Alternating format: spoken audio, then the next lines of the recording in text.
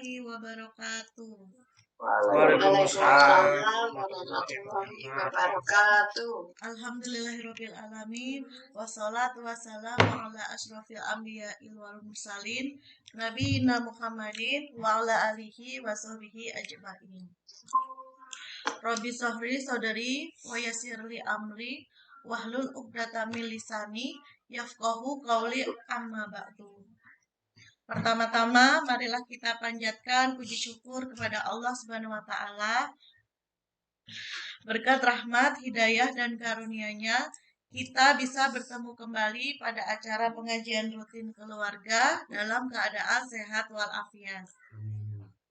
Salawat dan salam semoga senantiasa tercurahkan kepada junjungan kita Nabi Muhammad SAW, kepada keluarganya, sahabatnya, dan umatnya yang setia sampai akhir zaman. Baiklah, marilah kita membaca basmalah bersama-sama untuk memulai acara siang hari ini. Bismillahirrahmanirrahim. Langsung saja kita mendengarkan nasihat ayah mengenai agar menjadi orang yang beruntung. Kepada ayah dipersilakan. Assalamualaikum warahmatullahi wabarakatuh. Waalaikumsalam warahmatullahi wabarakatuh. Alhamdulillah wa syukrulillah la hawla wa la quwata illa billah. Asyhadu an la ilaha illallah wa asyhadu anna Muhammadan abduhu wa rasuluh. Allahumma shalli wa sallim ala nabiyyina Muhammadin wa ala alihi wa sahbihi ajma'in. Anak-anakku dan cucu-cucuku yang tersayang, marilah kita panjatkan puji syukur kehadirat Allah Subhanahu wa taala yang mana siang hari ini kita bisa bertemu kembali dalam keadaan sehat walafiat. Salawat dan salam semoga senantiasa tercurahkan kepada junjungan Nabi kita Muhammad Sallallahu Alaihi Wasallam, pada keluarga, sahabat dan umatnya yang setia sampai akhir zaman. Mudah-mudahan kita semua diakui sebagai umat Nabi Muhammad yang nanti akan mendapatkan syafaat dari beliau. Amin ya rabbal alamin. Anak-anakku semua dan cucu-cucuku yang tersayang, pada kesempatan ini ayah hanya ingin mengingatkan kepada kita semua agar kita menjadi orang-orang yang beruntung, bukan orang-orang yang buntung. Buntung artinya tidak beruntung. Ini merupakan kelanjutan dari pengajian kita yang lalu, di mana ketika kita membicarakan tentang surah Al-Fatihah, maka di situ ada ayat permohonan kita kepada Allah yang diajarkan oleh Allah kepada kita. Ihdinas siratal mustaqim. Ya Allah, tunjukkanlah kami jalan yang lurus. Pada kesempatan ini, ayah ingin mengingatkan ayat-ayat Al-Quran yang menjelaskan kepada kita bagaimana orang-orang yang beruntung itu, yang kita dapati pada awal surah Al-Baqarah, kelanjutan dari surah Al-Fatihah. Dalam surah Al-Baqarah ini Allah berfirman, A'udzubillahi minasyaitonirrajim. Bismillahirrahmanirrahim. Alif lam mim. Dzalikal kitabu la raiba fihi hudal lil muttaqin. Ya. Alif lam mim, tetap kita tidak mengartikan kalimat itu, kita biarkan apa adanya sesuai apa yang tertera di dalam Al-Quran. Dzalikal kitabu la raiba fihi hudal lil muttaqin. Inilah kitab yang di dalamnya tidak ada keraguan, petunjuk bagi orang-orang yang bertakwa. Anak-anakku sekalian, pada awal surat Al-Baqarah ini Allah memberitahukan kepada kita, kalau kita ingin menjadi orang-orang yang bertakwa, maka Al-Quran ini adalah petunjuknya. Bagaimana kita bisa senang membaca, mempelajari petunjuk ini kalau kita tidak meyakini bahwa Al-Quran ini benar adanya. Oleh karena itu, agar kita ada dorongan untuk mempelajarinya, maka pertama kali yang harus ditanamkan dalam diri kita adalah keyakinan bahwa Al-Quran ini di dalamnya adalah berita yang benar adanya, tidak ada yang meragukan. Kalau kita sudah yakin bahwa Al-Quran ini benar adanya, tidak ada keraguan, maka akan muncul dorongan di dalam diri kita untuk mempelajarinya. Oleh karena itu, kita bisa bertanya ke dalam diri kita sendiri, seberapa besar keinginan kita untuk mempelajari, membaca, memahami petunjuk Al-Quran ini, berarti sebesar itu pula keyakinan kita. Ya. Jadi kalau kita masih malas-malas untuk membaca, terutama untuk mempelajari petunjuk-petunjuknya, kita bisa bertanya dalam diri kita, kira-kira kita ini yakinnya seberapa. Untuk dapat mempertebal keyakinan kita harus berusaha bagaimana caranya meyakini bahwa Al-Quran ini benar adanya. Untuk itu, ada baiknya kita mencoba mempelajari hal-hal yang bisa menambah keyakinan kepada kita bahwa Al-Quran ini memang benar-benar ada, tidak ada keraguan di dalamnya. Anak-anakku sekalian, kalau kita ini terlahir dari keluarga Islam, ya, sehingga alhamdulillah kita secara turunan itu menerima Al-Quran sebagai pedoman kita. Tetapi kita tidak boleh hanya menerima Islam berdasarkan turunan ini. Tidak dibekali, tidak dilanjutkan dengan pemahaman. Sehingga kalau tidak dibekali dengan pemahaman, maka akhirnya kita beragama ya tidak bersemangat, ya, tidak ada kesadaran penuh. Berbeda dengan orang-orang yang tadinya belum Islam, tapi ketika dia mengetahui bahwa Al-Quran ini benar-benar datangnya dari Allah, maka orang-orang seperti itu ketika keyakinannya sudah tumbuh, nah beragamanya sangat baik. Jadi orang-orang barat diantaranya umpamanya gini, ada seorang ilmuwan yang namanya Dr. Maurice Bucaille, ya. Itu dulunya tidak Islam. Tetapi ketika dia meneliti jasadnya Fir'aun, ya, di mana jasadnya Fir'aun itu menunjukkan bahwa dia memang jasad yang pernah tenggelam di laut.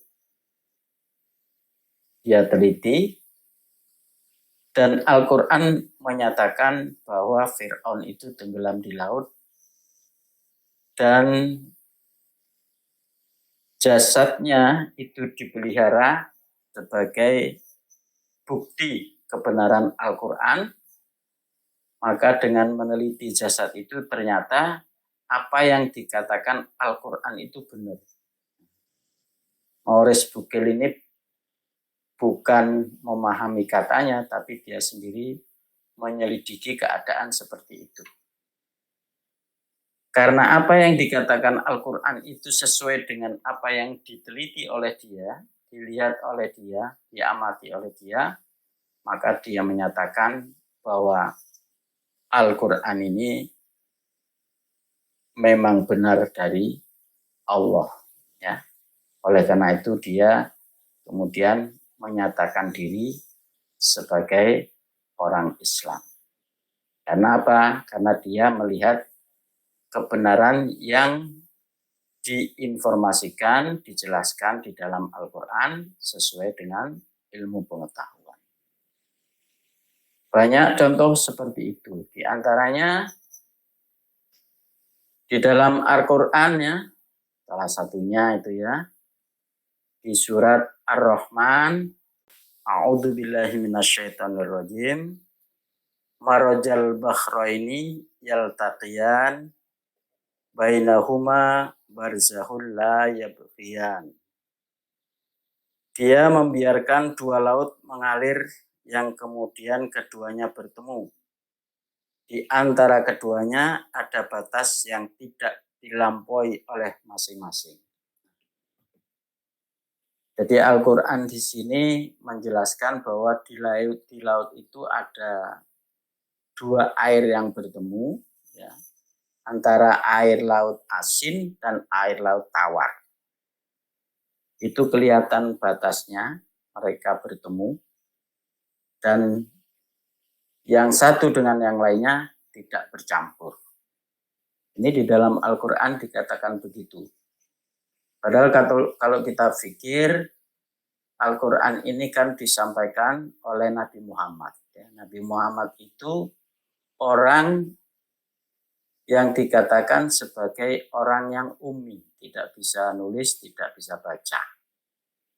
Tapi beliau bisa menyampaikan bahwa di laut, tepatnya kalau menurut penjelasan di Selat Gibraltar, itu ada air tawar dan air laut yang bertemu dan keduanya tidak bisa bercampur. Itu disampaikan oleh Nabi Muhammad 15 abad tahun yang lalu.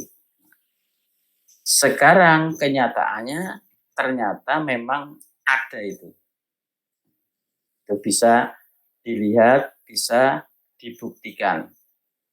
Bagaimana mungkin seorang nabi seperti Nabi Muhammad bisa menjelaskan kondisi seperti itu, padahal itu jauh letaknya dari Arab, dari tempatnya dia tinggal. Yang demikian itu kalau bukan Allah yang menjelaskan tidak mungkin.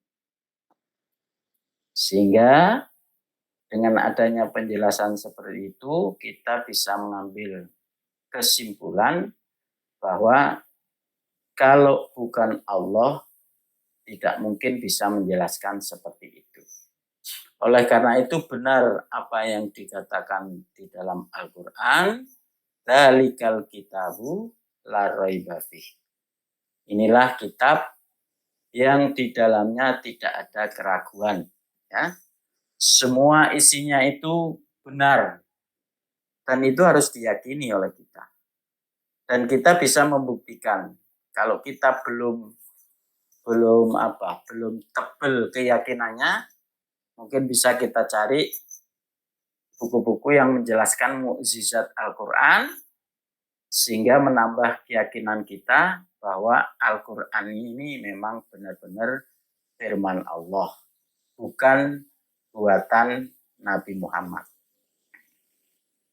Kalau kita sudah yakin betul bahwa Al-Quran ini memang benar, konsekuensinya mestinya kita ya berusaha untuk mencari tahu apa yang ada di dalam Al-Quran sebagai petunjuk buat kita, yang dikatakan di situ hudal lil muttaqin, petunjuk bagi orang-orang yang ingin mencapai derajat takwa, petunjuk bagi orang-orang yang muttaqin.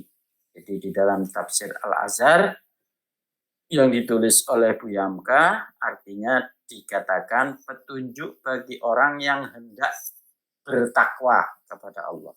Jadi orang yang berusaha untuk menjadi orang yang bertakwa itu tentu akan mencari petunjuknya di dalam Al-Quran ini. Jadi maksud ayah, harapan ayah, mudah-mudahan kita ini punya dorongan agar semangat untuk mempelajari isi Al-Quran itu ada di dalam diri kita. Karena bagaimana kita bisa tahu petunjuk kalau kita tidak mau membaca, tidak mau mempelajari, ya. Seperti tadi dikatakan oleh Bu Yamka, petunjuk bagi orang yang hendak bertakwa. Kalau kita tidak mau membaca, tidak mau mempelajari, berarti kita tidak hendak bertakwa. Tidak ingin menjadi orang yang bertakwa. Padahal takwa itu adalah derajat yang paling tinggi di sisi Allah. Ya. Allah mengatakan inna akramakum indallahi atqakum. Sesungguhnya yang paling mulia di sisi Allah itu adalah orang yang paling bertakwa. Jadi harapan Islam, harapan agama, harapan kita semua sebetulnya kita tidak berharap tidak harus menjadi orang yang kaya raya. Kita tidak harus menjadi orang yang berpangkat. Tapi yang harus kita kejar adalah menjadi orang-orang yang bertakwa. Karena takwa itu adalah derajat yang paling tinggi di sisi Allah.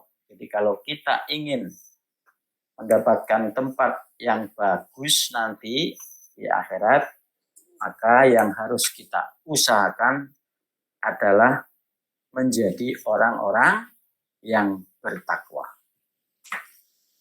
Kemudian anak-anakku sekalian, kalau kita itu sudah berusaha untuk meyakini bahwa Al-Quran ini memang benar firman Allah, kalamullah, kalau belum yakin, ya kita harus mencari jalan bagaimana cara meyakinkan dengan membaca penjelasan-penjelasan tentang mukjizat Al-Quran.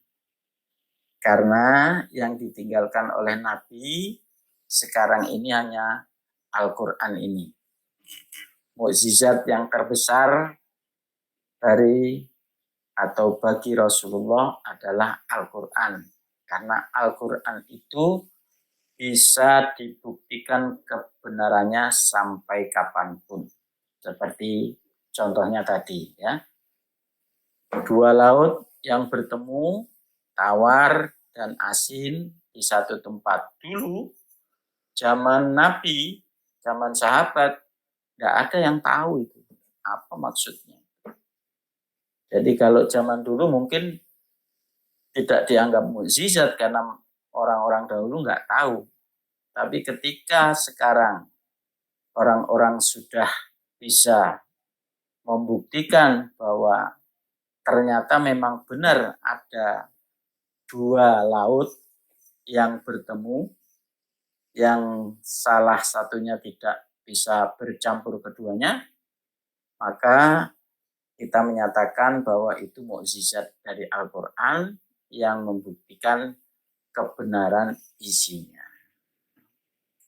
Kalau kita sudah yakin ya bahwa Al-Quran ini adalah kalamullah, firman Allah yang isinya benar, maka secara otomatis kita kalau mau ingin bertakwa, maka kita bertanya kepada Al-Quran. Orang yang bertakwa itu bagaimana? Anak-anakku sekalian dan cucu-cucuku semua, takwa itu artinya memelihara. Jadi orang yang bertakwa itu orang yang memelihara agar bisa menjalankan apa yang diperintahkan Allah dan memelihara agar terhindar dari larangan-larangan Allah. Kita semua ingin menjadi orang-orang yang bertakwa, berusaha semaksimal mungkin, berusaha semampu kita, ya, agar kita mendapat predikat takwa sesuai derajat yang bisa kita tempuh. Di antara petunjuk Al-Quran tentang bagaimana orang yang bertakwa itu dikatakan alladzina yu'minuna bil ghaibi, yaitu orang-orang yang beriman kepada yang gaib. Yang gaib di sini diantaranya adalah surga dan neraka. Gaib itu kan tidak bisa dilihat dengan kasat mata kita sekarang ini. Di antaranya surga dan neraka. Jadi orang-orang yang bertakwa itu adalah orang-orang yang meyakini bahwa besok ada surga dan neraka. Surga itu balasan bagi orang-orang yang beriman, dan neraka balasan bagi orang-orang yang tidak beriman, orang yang durhaka. Ya. Kemudian dilanjutkan wa yuqimunas shalah. Setelah kita yakin bahwa besok itu ada surga dan neraka sebagai balasan buat amal perbuatan kita di dunia, maka kita harus membuktikan diri keyakinan itu dengan cara mendirikan sholat. Wa yuqimunas sholat. Di sini dikatakan, kata para penafsir, bukan sekedar mengerjakan sholat, tapi mendirikan sholat. Ya. Jadi kalau dikatakan mengerjakan sholat, ya itu ya sekedar berdiri, ruku, sujud, membaca bacaannya sambil lalu aja. Tapi kalau mendirikan itu betul-betul memperhatikan waktunya, memperhatikan bacaannya, gerakannya. Itu orang yang mendirikan sholat, menjaga waktunya. Jadi orang yang mendirikan sholat itu tidak sekedar asal kober, asal sholat, ya. Mulai dulu sampai sekarang sholatnya sama aja, bacaannya juga tidak dipahami. Itu bukan mendirikan sholat, ya. Orang yang mendirikan sholat itu berusaha semaksimal mungkin memperbaiki gerakannya, memperbaiki bacaannya, memahami bacaannya, memperhatikan waktunya. Nah, sekarang kita bisa bertanya kepada diri sendiri, apakah sampai saat ini kita ini memang mendirikan sholat atau mengerjakan sholat? Ya? Tolong anak-anakku diperhatikan. Ya. Kemudian dilanjutkan wa mimma razaqnahum yunfiqun. Dan dari rezeki yang diberikan kepada mereka, kepada kita itu, mereka orang-orang yang bertakwa itu menginfakkan, ya, mensedekahkan. Ini pelajaran buat kita bahwa orang yang bertakwa itu tidak hidup sendiri, memikirkan dirinya sendiri, tetapi menyadarkan kepada kita bahwa hidup kita itu bermasyarakat, ya. Oleh karena itu, anak-anakku semua, cucu-cucuku, belajar hidup bermasyarakat. Jangan karena kita mampu hidup sendiri, belanja, mampu bisa kesana kemari, bisa sendiri, terus kemudian kita tidak ingat tetangga kanan kiri, masyarakat di lingkungan kita. Ini orang-orang yang bertakwa itu bukan seperti itu. Digambarkan mereka memberikan rezeki yang diberi oleh Allah kepada orang lain. Itu kan artinya peduli kepada orang lain, kepada sesama. Oleh karena itu, usahakan kita hidup bermasyarakat, ya. Jangan hidup sendiri. Lalu anak-anakku semua, dilanjutkan walladzina yu'minuna bima unzila ilaika wa ma unzila min qablik wa bil akhirati hum yuqinun. Yaitu orang-orang yang beriman kepada yang diturunkan kepada kamu, yaitu Al-Quran, dan juga kitab-kitab sebelum Al-Quran. Artinya kita meyakini memang benar bahwa sebelum Al-Quran diturunkan, dulu kepada nabi-nabi terdahulu juga diberikan kitab-kitab kepada mereka. Yang itu kita imani, dan Al-Quran kita imani sebagai kitab yang menyempurnakan kitab-kitab yang terdahulu, kemudian ditutup dengan kalimat wabil akhiratihum yuqinun, dan dengan akhirat mereka itu yakin. Jadi orang-orang yang bertakwa itu yakin dengan kehidupan akhirat. Itu kunci daripada orang-orang yang beriman, yaitu keyakinan bahwa besok itu ada hari akhirat, di mana hari akhirat itu hari pembalasan. Hari pembalasan atas amal perbuatan kita yang baik dan yang buruk.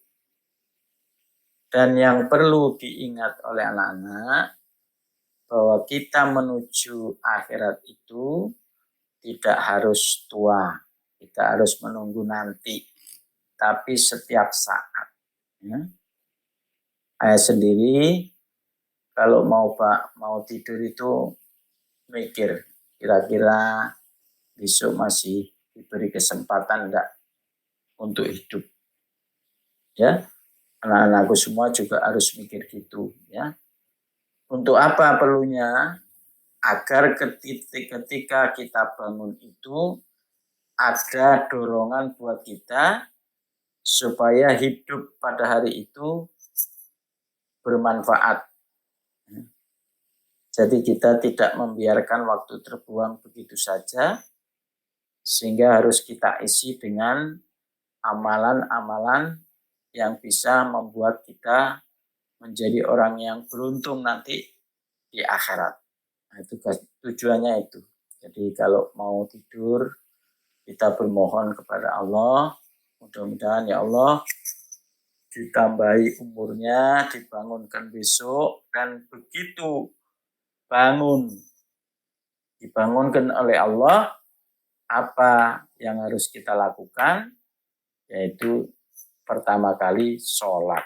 Ya, oleh karena itu agama kita mengajarkan pada subuh kita ada kewajiban melaksanakan sholat subuh. Ya. Jadi kita awali hidup kita dengan beribadah kepada Allah. Itu kan sebagai sinyal kepada kita, mengingatkan kita bahwa hari-hari yang kita lalui itu harus ada gunanya. ada manfaatnya buat kita nanti di akhirat. Jangan sampai hari-hari itu berlalu begitu saja. Sehari ini apa yang bisa saya lakukan? Baca Quran tidak, belajar ilmu agama enggak, cuma nongkrong-nongkrong aja, di depan TV, di depan HP, semua tidak ada gunanya buat akhirat kita. Nah itu kita rugi. Kalau hari-hari kita itu berjalan seperti itu saja, maka yang dikatakan manusia itu mengalami kerugian ya seperti itu. Membiarkan waktu berlalu begitu saja. Oleh karena itu, dikatakan oleh Nabi, orang yang cerdas itu orang yang selalu ingat mati. Nah, artinya orang cerdas adalah orang yang selalu ingat mati itu. Dengan mengingat mati itu, orang berusaha memperbaiki amalnya. Berusaha agar waktu yang diberikan oleh Allah itu berguna buat kehidupannya dia di akhirat. Apalagi sudah tua seperti ayah ini, itu semakin terasa bahwa waktu itu sangat berharga. Biasanya kalau muda itu merasa waktu itu masih panjang, mati itu masih jauh. Ya. Nah, biasanya perasaannya seperti itu sehingga mau beribadah malas, mau baca Quran malas, mau mempelajari agama malas, padahal mati itu tidak menunggu tua. Kemarin barusan beberapa hari lalu itu temannya ayah masih muda meninggal dalam kecelakaan. Katanya kecelakaan tunggal. Masih anak-anak kan? Masih belum berumah tangga. Dia meninggal kecelakaan. Nah, kan berarti Allah sudah cabut waktu yang diberikan kepada dia. Cuma masalahnya dia sudah siap tidak menghadapi kehidupan nanti di akhirat dengan waktu yang disediakan itu. Nah, oleh karena itu, ayah ini mengadakan pertemuan seperti ini, pengajian keluarga seperti ini, itu harapannya supaya kita tidak lupa, ya, saling mengingatkan, ya, jangan sampai karena kita masih muda kita berleha-leha, kita membiarkan waktu kita terbuang. Manfaatkanlah, ya, yang bacaan Al-Qur'annya kurang bagus, masih ada kesempatan untuk belajar membaca Al-Qur'an.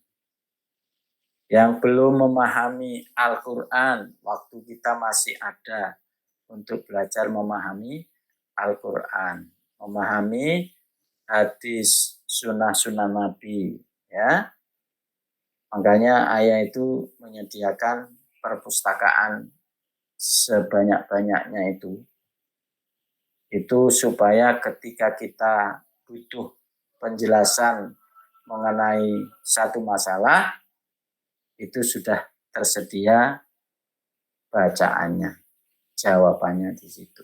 Itu gunanya itu. Jadi supaya harta yang kita miliki itu bermanfaat.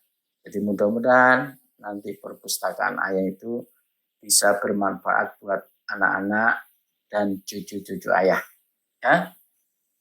Mudah-mudahan siapa nanti yang punya keinginan untuk memperdalam agama supaya bisa menasehati saudara-saudaranya, itu bisa dimanfaatkan sebagai warisan yang berharga, yang termahal, yang bisa menjaga diri kita, ya. Dan terakhir di ayat surah Al-Baqarah yang tadi ayat bacakan diteruskan ulaika ala hudam mir rabbihim wa ulaika humul muflihun. Nah, Mereka itu yang tadi sudah dijelaskan tadi adalah orang-orang yang berada dalam petunjuk Tuhannya, dan mereka adalah orang-orang yang beruntung.